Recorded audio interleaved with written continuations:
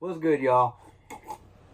Welcome to another edition of Terribles Toxic Takes, movie review edition. Probably only the second one that I got. But this review is going to be about a movie called I Care a Lot. It's on Netflix, starring Rosamund Pike, Peter Dinklage, Diane Weiss, Aiza Gonzalez, I think her name is. Directed by a gentleman named Jay Blakeson, alright? I don't know too much of his work or anything like that, but I do know Rosamund Pike. She was in Gone Girl. She's very good in Gone Girl. She was really good in Jack Reacher. She was in Hostels too, but I feel like she was better in Jack Reacher in that one. If you don't know who Diane Weiss is, I think, in my opinion, for almost everybody my age or even a little bit younger, the movie that you would most recognize her in is as Peg in Edward Scissorhands. She was the mom, the Avon lady that, got Edward Scissorhands out of his castle and brought her down to her family to meet her family. She was also in Parenthood. She was amazing in that movie. And one of my favorite movies that you guys probably don't know about, it was called Cops and Robertsons with Chevy Chase when I was growing up. Anyway, Peter Dinklage is also in this movie. Of course, you know him as Tyrion Lannister from Game of Thrones. And, I mean, if you want to be more fucked up, from Elf, he was the boss guy that got real mad at Will Ferrell. Anyway, so I'm doing this movie because it came highly recommended to me. Unfortunately, it came highly recommended to me, which is always kind of a a death sentence for a lot of movies, in my opinion. When it's me anyway, because I have a lot of expectations already as it is. When someone tells me that a movie is so good and so this and so that, and it just doesn't meet the expectations, like I'll remember personally the person that recommended me that movie, and I'll be like, all right, dude, your opinion is shit. No offense, because I know the person that told me to make this video is going to watch this. But honestly, like, that's how it is. And I will remember you. Like, I'll remember your name and everything, and I'll just be like, nah, you know what? No more recommending movies for this person. But anyway, it's not the person's fault. Like, the trailer hyped it up a lot, too. Netflix hyped it up big. Like, they were like, Rosamund Pike was a revelation and all this stuff. So Rosamund Pike plays a character named Marla Grayson. She's basically like a super con artist. This movie's a crime thriller and a dark comedy. I mean, although the dark comedy is up for debate, you guys can consider it. I didn't really see any funny parts. I saw them trying a little bit too hard to be funny. But Rosamund Pike is a woman named Marla Grayson who's basically a con artist, but she works legally within the court system. And her hustle is despicable. It's vile. Have you seen worse movies with like drug traffickers and like, human traffickers and stuff like that, which I know is much worse. But she works legally within the system and convinces doctors and judges that older people, like your mother or my grandmother or my mother, your grandmother, whatever, she convinces a doctor, they're on it together. They convince the court that they're starting to have early stages of dementia. So Rosamund Pike is a caretaker ordained by the state. So when she does that, she gets the judge to, the kids and the family member try to fight it, but she's too savvy. She has the law on her side, and she has doctors, the fake ass doctor notes that show that she can't take care of herself. So the judge always rules in her favor. And she has, I think, when the movie starts, she has like 18 or something, like people, like older people that she's hustling. So it's a good hustle. She's rich as hell. She's making a lot of money. She's really good at it, but it's just so fucking mean, dude. It's so messed up. And like, she's taking these old people out of their happy lives. They're living out their lives, their golden years in a house, usually by themselves. She picks her victims out very thoroughly.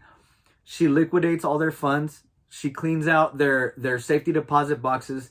She sells their houses and everything inside the houses and keeps all the money for profit for herself. Okay? And then when she has pretty much all control of the places where they're being taken care of, the nursing homes that they're being taken care of. So she makes sure that they can't see their kids, that they can't use their cell phones, that they're always on drugs, they're always sedated, that everything, no matter what, makes it look like they're crazy and she's right. So she makes them her slave and her prisoner eventually, and they just die. And this is what she does. This is like what she does, and she's the hero of the movie. From the outset, I just did not like her. From the outset, she was on this whole feminist thing, which was like a very bad, I think, in my opinion, a very bad display or show of feminism. Because, yeah, she had this whole speech where, like, you know, she was like, I've been running or I've been bullied by guys like you my whole life. Not anymore. If you try to do this to me again, like, she does this threat. And it's like, I'm sure a lot of, you know, women stood up and applauded her. And it was like, it's like, no, dude, I like feminist movies. I like it when they're done right. They're done correctly. Like, this was just... From the outset, I just think Rosamund Pike is not a great lead. In my opinion. I'm just going to say that. I don't think that she carried this movie well at all. I honestly think Diane Weiss's performance was the most heartbreaking one for me. It was just the best one to watch, and I was rooting for the bad guys throughout the whole movie. But little did I know that, I mean, Rosamund Pike, Marla Grayson, was the bad guy the whole movie. Like, it was, I was not rooting for her the whole movie, and she was getting her way the whole fucking movie. She was getting everything the whole movie. Every judge was listening to her, everything like that. She eventually moves on to Diane Weiss's character, Jennifer Peterson, who ends up having a gangster, Russian gangster son that was supposedly dead, but he's still in power. And she misses an appointment, and all hell breaks loose and everything like that. He's a rich and powerful gangster, is Peter Dinklage. Rich and powerful gangster.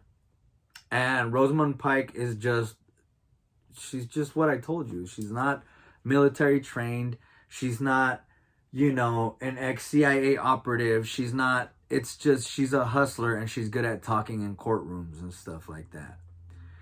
So she gets threatened in every which way. And Rosamund Pike does not back down. She doubles down every time. She doubles down, and she even goes so far as to go and get nasty with the mom, Jennifer Peterson, because she's getting harassed. Like, she's been drugged up the whole time. She didn't order any of this stuff on Marla Grayson, on Rosamund Pike's character. But Rosamund Pike is all bitchy and all mad, like, who are you? I need you to tell me who you are. And, like, the lady's on drugs, and she's like, oh, man, you done fucked up. Like, you know, I didn't ask for this. Like, I'm in a nursing home. I was happy in my house. You brought this upon yourself. And the way the directing goes, like, the directing kind of, like, looks like it wants you to sympathize with her. I could be wrong, you know what I mean? I could be totally wrong about that. But that's just how it seemed to me, and I didn't like that. I didn't like how they were pushing the agenda, how she's the hero and she's the feminine, oh God, like, oh my God, she's such a strong woman. She's so strong-headed and strong-minded and so strong-headed. Sorry. So strong-minded and just so, like, headstrong and so, like, oh my God, gung-ho, and she's oh my God, she's my idol. Like, they were just building it up like that. Keep in mind, the movie wasn't directed by a woman. I mean, not that that matters or anything like that, but it just really did seem like it was just such a feminine push. And she was even lesbian too. Like, her girlfriend was Aiza Gonzalez, and I gotta say, dude, like, the way that she portrayed her, I don't know if this is a word, lesbianness or whatever, Rosamund Pike, it was so, like, no, dude. Like, I just didn't buy it. I didn't buy a lot of it. Especially, and this is the most important, the lead. I didn't buy her as the damn lead, dude. I never felt comfortable with her being being like, you know, the main part. So the first two acts were really good. The first and second act were very entertaining and stuff like that. But you got a sense, like, right before the third act started, that it's getting a little far-fetched. It's getting a little much. All right? It's getting a little like, okay, she's winning way too much. She's winning way too much, and then she's getting even cockier, and she's being even more of a bitch than she was to the mom of this gangster that already threatened you. And he already killed the motherfucking doctor, dude. He killed the doctor that diagnosed his mom with early stages of dementia and schizophrenia or whatever the fuck. He killed the doctor that helped her do that. He killed her. Like, killed her, straight up. And after he kills the doctor, Marla Grayson, Rosamund Pike, goes to the nursing home and threatens the mom and doubles down even harder with this gangster. She goes even harder with this gangster. So he's even more pissed off, right? He already killed the doctor, now he's more pissed off. So he's got his goons looking for her. He already knows where Marla Grayson lives and everything like that. And he sends his guys to go over there, and her girlfriend is there, Aiza Gonzalez. She's there, dude. Like, I'm sure they don't know that she's the girlfriend, but they knew that was like, it doesn't matter. He said that anyone, like, it was just, she's there, dude. When they find her, two big ass dudes, and they just touch her up. They leave her knocked out on the kitchen floor and leave the gas lights on in the kitchen so the house could blow up or whatever. I don't fucking know. All the time that's happening, they already captured Marla Grayson, and Peter Dinklage is already talking to her. Marla Grayson's being a huge, huge bitch to him. Like, balls of steel, but it wasn't even cool. Like, the dialogue, I'm sure, was written a little bit better, but I was just not buying what she was selling, man. Like, I was just not buying Rosamund Pike at all. Like, I was rooting against her the whole time. I was hoping they would kill her. I mean, sorry. I was like, and he ultimately does. He orders her to be killed. This is all while they're beating up the girlfriend in the apartment. They ultimately inject her with some shit, some tranquilizer, and they set up like this thing so that her car is like going off a cliff with her in it, and she's tranquilized and she's just gonna die. Well, guess what? She fucking wakes up at the last second, right before the car is about to go over the cliff and into the water. Not only does she wake up with all of her strength, and all of her functionality and everything like that, this fucking bitch kicks out the back window of the car while she's underwater. Like, she just wakes up and does all this. Okay, she's able to kick out the back window. Of course, almost every Hollywood movie makes it seem like us human beings can hold our damn breath for like 3 fucking minutes and shit. Like, everybody can hold their breath for 3 minutes. No, fuck no. Especially if you're panicking like that. If you're panicking like that, you're not going to be able to hold your breath for more than 10 seconds, man. Fuck that. So, anyway, she does that. She escapes. She goes back to her, she finds a way to get back to her apartment. She gets there in time, sees her girlfriend on the floor with the, bloody head. There's like a big blood stain around her. It looks like she's dead the way she finds her. But no, it's just a little cut on her head. She doesn't even need to go to the hospital because apparently Marla Grayson, Rosamund Pike, is a doctor too. And, she stitches her up and they're all good, and like they still don't want to run. What the fuck? They still don't want to run. They want to go and come back, and they're like, they think I'm dead. So she's not military trained. She's not ex-CIA operative. She doesn't know how to do any of this shit. But yet, she's able, by herself, she's able to go into Peter Dinklage's building. He's a mob boss, like I said. Take out all of his guys. Tase his main driver while holding on to his suit like she tased him. That shit looks stupid as hell. And then, ultimately, tase Peter Dinklage and put him in a messed up situation. In a situation where she wins. She got him in a checkmate and she wins. I mean, I know I'm spoiling most of the movie, but I don't want to take up any more time. So she ultimately wins. I feel like it just got so far-fetched that it was already really far-fetched, but it got so far-fetched by that point where she's just sitting there over him like, when he wakes up in the hospital bed, like, yep, and I got you here, and I got you here, and I'm going to be your caretaker because you're this, and you're a John Doe, and like, okay, so cool. I was like, all right, so this despicable woman is just beating mob bosses and lawyers and judges, and it was just so stupid. So Peter Dinklage ends up striking a deal with her that she didn't see coming. A really good, lucrative deal. Like, I guess it was her dream or whatever. And it just gets even more stupid right there. Keep in mind, this is like the last 5 minutes of the movie.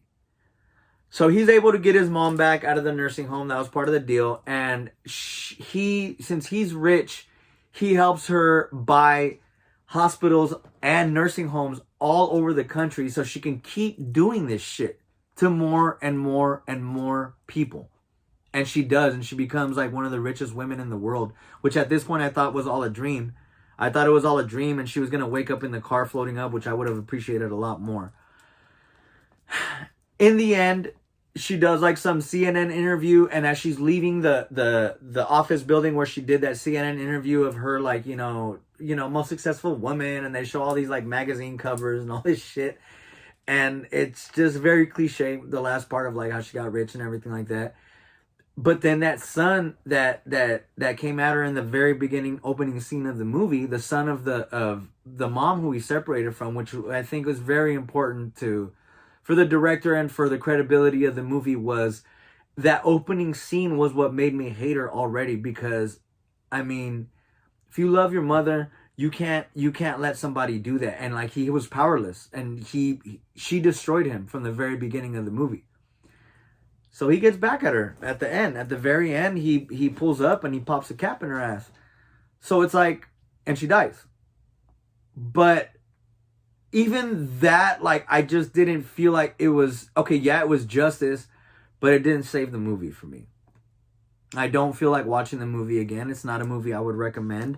I disagree with everyone that told me that Rosamund Pike was a revelation and that this movie was, oh my God, Netflix is great. No, absolutely not.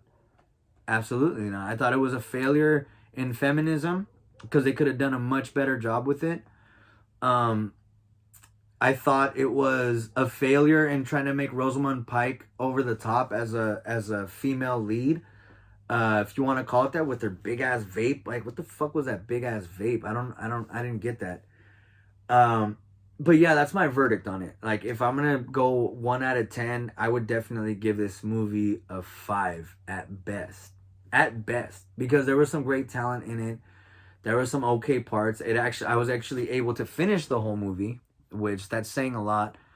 But ultimately, it was overhyped. It wasn't what I expected at all. And that's usually a good thing for me when it's movies. Not in this case. So that's my take on this movie. Once again, it was called I Care a Lot. It's on Netflix with Peter Dinklage, Diane Weiss, Eiza Gonzalez, and Rosamund Pike as the lead. Which I don't think I'm going to watch too many more movies with her as the lead. That's just me. Let me know what you think in the comments. Let me know if you guys have any other movies that you guys would like me to review. I mean, like, I'm not trying to shit on movies, and I'm not trying to shit on your opinion, but I'm just trying to keep it 100. That's what I want to do on here. That's my opinion on the movie. It's my opinion on Rosamund Pike's acting in this movie. I like her as an actress and everything like that. It just wasn't for me. Especially by the third act when it got far-fetched. So yeah, let me know what you think in the comments. Make sure to hit the subscribe button and hit the like button if you like this content, because I'd love to keep doing it. I'm going to keep doing this. I mean, regardless, I'm having the time of my life. So, and hit the bell notification icon if you want to, like, keep getting notices if I ever keep dropping anything. It's going to get better, man. This is me just testing it out. I don't have the graphics. I don't have the screenshots of the movie. I don't have none of that yet because I'm building up the actual content, or I'm sharpening the blade of my commentary, which I think is going to be the most important part. Everything else will come later, y'all, but right now this is what I'm working on. So that's all I got for y'all today, and thank you for listening. Thank you for watching. Peace.